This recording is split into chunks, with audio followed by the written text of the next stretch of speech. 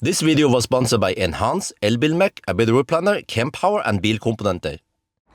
Yo, what's up? Today we're here at Møller Vam, where they have Skoda store, and I'm going to be comparing the Kia EV3 versus Skoda Elroq.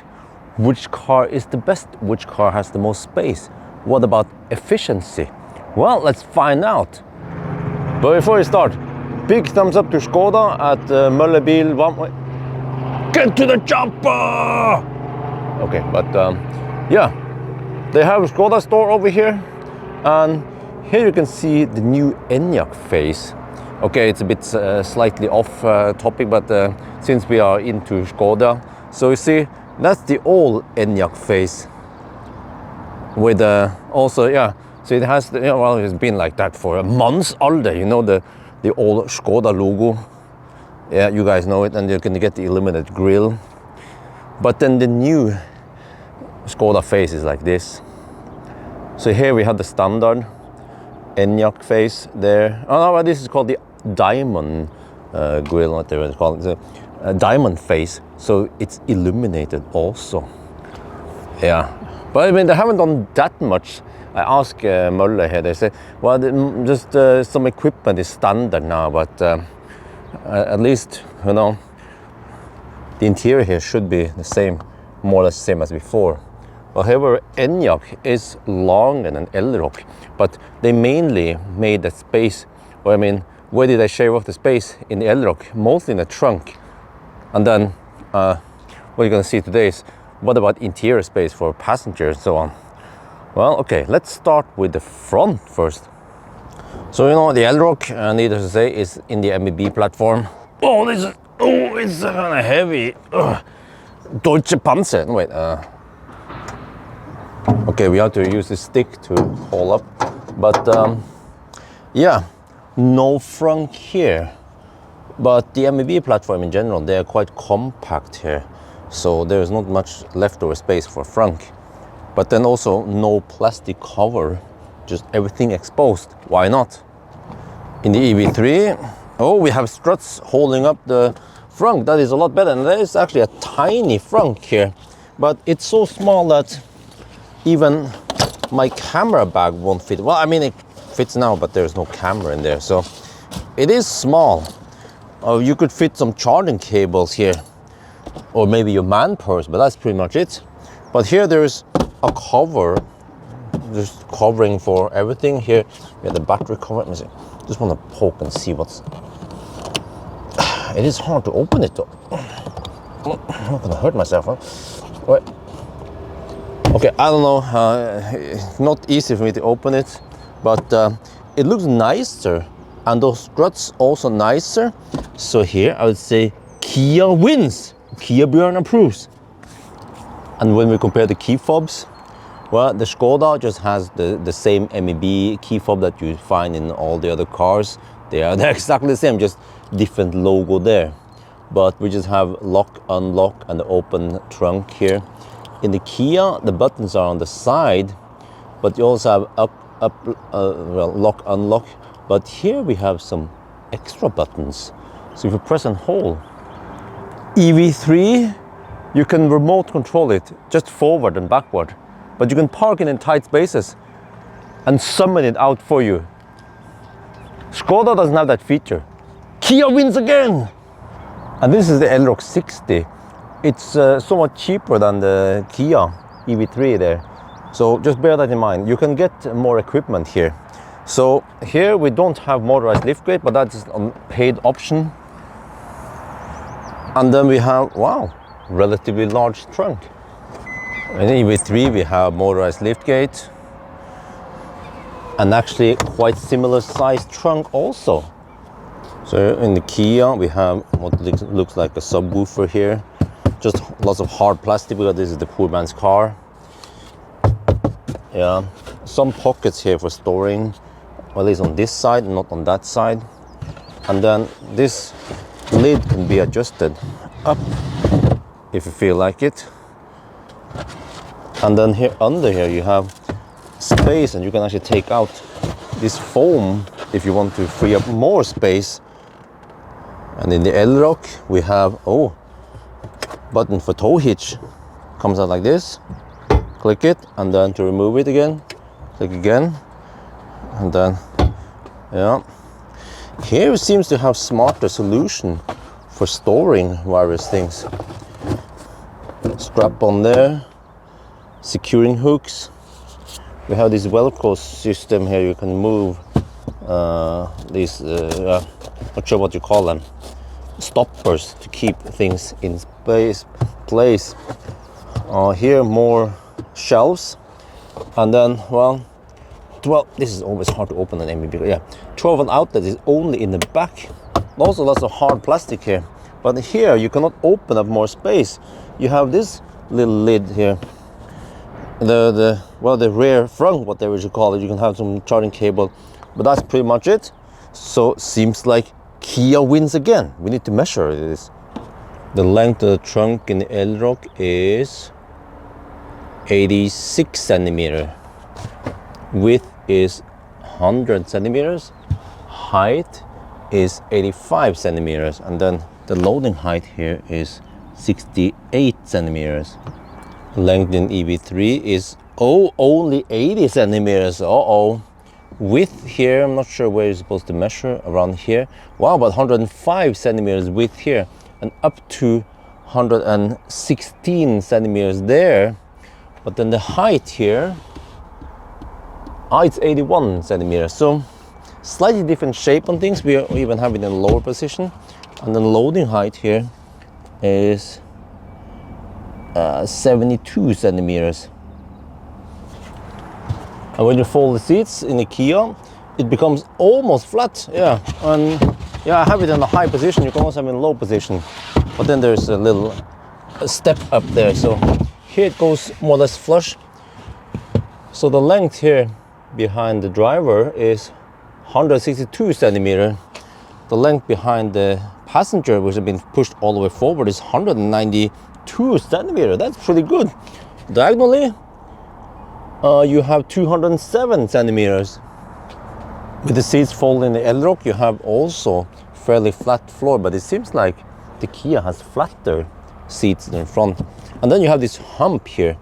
So I don't remember if there's a solution where you can get the multi-level adjustable trunk or not, but okay. So this will make it slightly harder to measure things, because I cannot measure from low here. I need to go higher up. I just have to estimate roughly here, right, if the trunk is closed. Then we get 169 centimeters. Oh, that's good. That's actually better than Kia. Here on this side though, 185 centimeters. That's worse than Kia. And then diagonally, not sure if I can eyeball this correctly. Roughly here maybe, 204 centimeters. Seems like Kia has better space. In the Kia we have ISOFIX mounting points here, but they are kind of hidden there and there. And then no ISOFIX in the front seat. In the Skoda, this is way better. We have these covers, and the lid stays there when you attach the child seat, but we also have ISOFIX in the front. Oh, and there's a switch for the airbag. So here, Skoda wins. And now we have a Cybex 0T car seat in the back seat.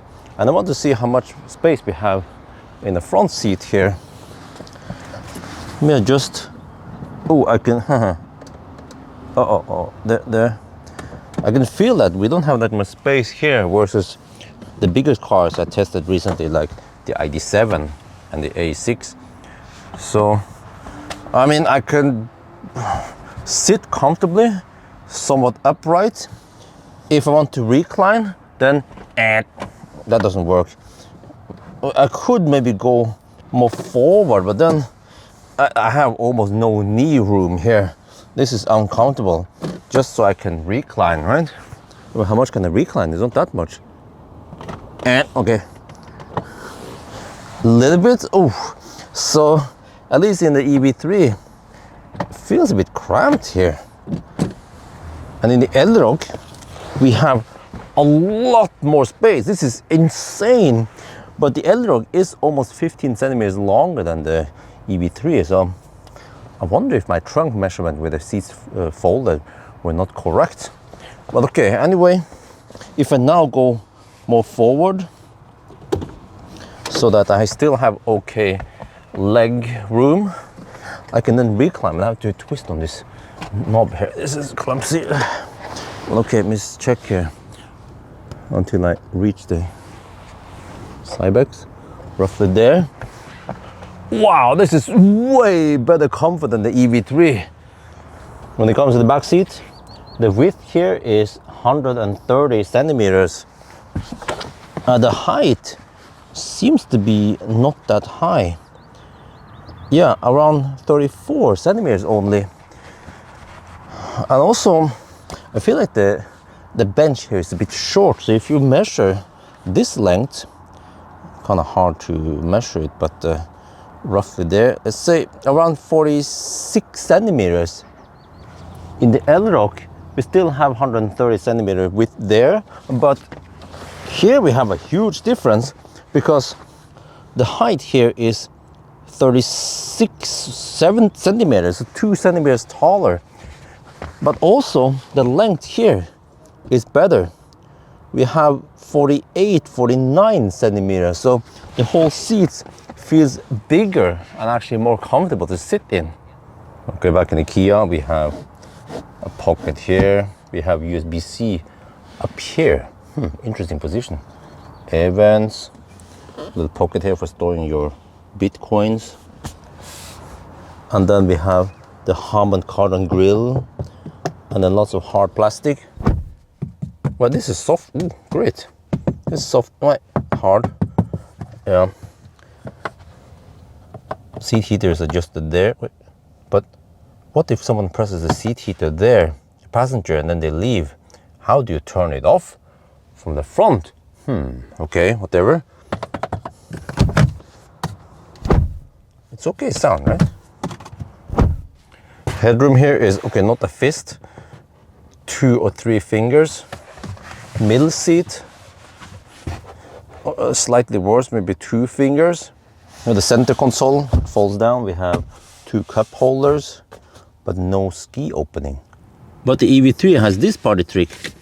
We have vehicle to load a 230 volt AC outlet here that can supply 16 amp, 3.7 kilowatt. And you can also use an adapter on the charge port to also get 3.7 kilowatt outside. In the Elroq, have a little pocket there for your phone, pocket for some more stuff there, air vents, small pocket there, 2 USB-C ports there, but no controls for rear seat heater. Now there's door here. Just hard plastic on everywhere you touch. But headroom here is better in the Elroq. Over a fist, and the middle seat, okay, then we are reduced to around 2 or 3 fingers. The center here can fold down, but it's kind of clumsy. There is no tab to pull it. You just have to finger yourself in there. And then we have cup holder here, but we also have ski opening here. Skoda wins. In the EV3, the front seats, we have electric adjustable seats, but without memory. And then the steering wheel is also adjusted up and down, in and out. And then the sun visor pivots, and it can extend like all the other Korean cars can. In the Elroq, at least this trim has no electric seat, but you can get electric adjustable seat with memory and also massage. Just have to pay more, just manual adjustment there. But here also you have to twist to tilt it. And then the steering wheel is also up and down and in and out adjustable. And here the sun visor pivots, but it doesn't extend. And the interior Elroq looks nice. I mean, it's Skoda, you know. We have a tiny screen here with some information, just like other MEB cars. And then we have a relatively big touchscreen here. What I like is that when you're doing something here, you can rest your hand on this fabric here and swipe and whatever, but you guys know the ID software. And then we also have some buttons here, like assist button, the speed warning, you want to turn off that shit, you know, attention mode, turn off all the safety features, you want to turn it off. We have drive mode, we have climate control, just like you know from other MEB cars. And also here we actually have physical buttons, none of that. Okay. None of that haptic crap. And this, wow, I love this. Whoa. I mean, it's some kind of plastic, but they made the surface so that it's easy to rotate it without slipping. Ooh, and then let me test the horn sound. Oh, okay, that's kind of. All right, we have two cup holders there. We have wireless charging pad there. Some space there in the center console. And then here, this goes deep. You see, big center console here for storing things, and also these smart solutions. Really nice. There you can also put your Bitcoins. And then there is this, I always call it the bridge design, because here you have to go out. It's kind of clumsy to access it though. There's also space under there for more cargo. Headroom here, oh, plenty. In the Kia, we have actually some nice surfaces to touch. There's seat heater, a steering wheel heater, buttons, physical buttons in many places. Also here. Instrument cluster here is bigger than Elroq. The main screen is just wider. This is the Kia style, you know, from EV9, EV6 also.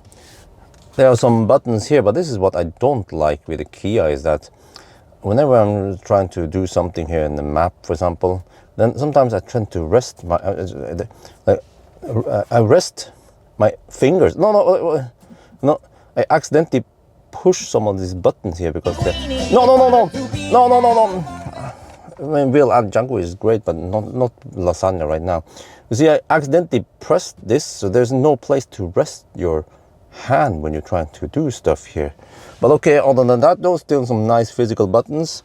And we have 12-volt outlet there, USB-C. This USB-C on this side, you can choose whether you want communication or not, so that's great. I guess it's a Kia Hyundai feature. And then here we have one charging pad. I wonder why they didn't make two charging pads like Tesla or many other EVs nowadays. Actually, the Chinese EVs. This just take up so much space just for that one charging pad and the LED there. So you could, yeah, okay, whatever. But here we have cup holder. Two of them. You can open up like this also. It's very flexible. And quite big space here for putting your luggage, right? Or small man purse. And also this is, in reality, you have some buttons here, but you can pull out this. I think it's supposed to be a dining table. Yeah, I'm not sure. But you see here, there's no center console room, unlike most other cars. Headroom here is also, well, actually, I would say still pretty good, but I almost feel like the Skoda has better headroom. That was also the case in the back. But then you have sunroof here, huh? But I mean, it's not that big, so, oh, you can open it, okay. Oh, nice. Within the Kia, we have, well, these, I don't know what you call it, up-down jog. They can be pressed also, same as you get in classic Ioniq, I feel like. But then this wheel here, I don't know, the way it has been designed, it is so easy to slip on it when you want to scroll. And the same here. So there, I feel like the Skoda is better. But then at least we have physical buttons. What about the horn sound? Oh, that's better. Okay, Skoda is better. We have adjustments for, we have some flappy buttons here for regen, and then also drive mode button there. So this is like almost button overload. Now I'm going to measure how much these cars consume when we drive, and then try to estimate the range based on that. But okay, Elroq has a small battery, and this just happened to have a big battery. You can also get this in a smaller battery, but okay, whatever. Let's measure consumption at least. But what kind of tires do we have? Well, Hankook Ion EO, made in Korea. and the dimension is 215/50/19. And the Elroq has the more common Hankook Ventus S1 Evo 3 EV, but it's bigger. It's 235/55/19. Wait, what about the back? Yeah, same dimension in the back. And the route we'll take is from here, over to Kløfta and back again. That's 32 kilometers total. And the car estimates how many percent you will arrive with, 63%, we have 67 now. But this estimation seems to be based on that you drive exactly on the speed limit. So if you go faster or slower, then you always get wrong consumption, wrong estimate, and it doesn't adapt to how you drive. Okay, I'm going to be using eco mode, but also here, let me show you that if you stop the car and then start it again, yeah, there's a start button here that you must always press before you start. And also, one small annoyance is that I'm used to so many cars nowadays, but when I'm done driving, I just exit, I go out, and then the car beeps at me. Dude, what's wrong? Oh, it's on. Well, can you just switch it off for me then? I cannot lock the car because the car is on, so this is so old-fashioned. You don't need this in an EV. Yeah, you see that now that we're back in the car, it doesn't remember the drive mode. I have to go again and switch over to eco. And then I do have a profile, or I'm using Iterat Sishan's profile here. And the car has nice comfort over the bumps. It's been softened up a bit because it's a crossover. However, I feel like it's bouncing slightly over some bumps, like now, but also in the motorway when you have the longer bumps. And because this is front wheel drive, then it has this typical behavior where when you accelerate, the nose goes up slightly. When you decelerate, it regens and then the nose dips down. You might not notice this if you're used to this car, but if you're used to other cars like rear wheel drive, all wheel drive, then you get this slight thing that could lead you to be seasick. Okay, probably not, but yeah. But it's just nitpicking, okay. But it appears to be quick. You're gonna be cruising at 92 on the speedo, 90 GPS speed. I think that's the best speed for this test without running into, there's just too much traffic now, so we can't go faster. Otherwise the test won't be consistent. So we have auto steer. It's doing mostly a good job. It doesn't slow much down in curves, but it sometimes has this micro adjustment left and right, right? So it's not the smoothest I've experienced. But the interesting part is that when you turn off cruise control, you can actually drive with auto steer and without cruise control. And the noise level seems to be okay, at least at these low-ish speeds. At higher speed, especially when you have rough Norwegian asphalt, which is kind of noisy, then I feel like it's not the quietest car out there. But I mean, we also have to look at what kind of price range this car is in, right? And the seats are comfortable. They're not super sporty bucket seats, but flat-ish. But after spending so much time in the EV3 on various tests, I'm still not butthurt. That's how good they are. So far, consumption is 184 watt-hour per kilometer, but we've gone uphill. And then the range is interesting. It shows you max, and then the current estimated range, but also minimum. So that's cool that you get some ideas what ballpark you're in. It's 14 degrees Celsius outside. And then here, this is also a nice feature in the Korean cars. You can see how many kilowatt you're using for driving, or electronics, or climate and battery care, which is preheat and cooling. Okay, you can see better. We are coming to a slight left curve, and then the steering wheel will have a tendency to go left and right, which doesn't give it a nice smooth turn. Alright, the consumption was 158 watt-hour per kilometer, and then it was 14 degrees Celsius outside. That makes sense, because when they did the 90 test, it was slightly colder, and then I could drive a longer distance. Then I had 165 watt-hour per kilometer, but here it also includes some city driving a little bit here, around there. So yeah, let's see how much better or worse Skoda is then. In the Skoda, you can also see estimated percent of arrival, but it's slightly clumsy. You have to click twice, and you can see there 93%, and then we are at 99%. And then, well, we have a nice feature here that we have in all MEB cars is when you swipe here, you have air conditioning immediately, which is keep climate on. So you keep it nice and warm or cool, whatever you want, right? When you're not in the car. Kia doesn't have that feature. But also another feature is that once you're done driving, just unbuckle, and then the car stops, right? Or it powers down, and then you leave it and lock it, then it powers off like all EVs should be. And then we arrive again, enter, it fires up. Okay, there is a power button. Actually, it's this start engine stop. There is no engine in here. And okay, whatever. But you rarely have to use that button because you just press the accelerator, press the brake, and then you put the car in gear, and then you can start driving. And just like in a Kia, you're gonna use mode, eco. Wait, what if I stop the car and then start it again? Does it default back to normal? Yeah, I don't know what's up with that. Can you just remember my mode, please? And then, okay, see here, it might be slightly clumsy if you wanna check the distance here, the trip meter.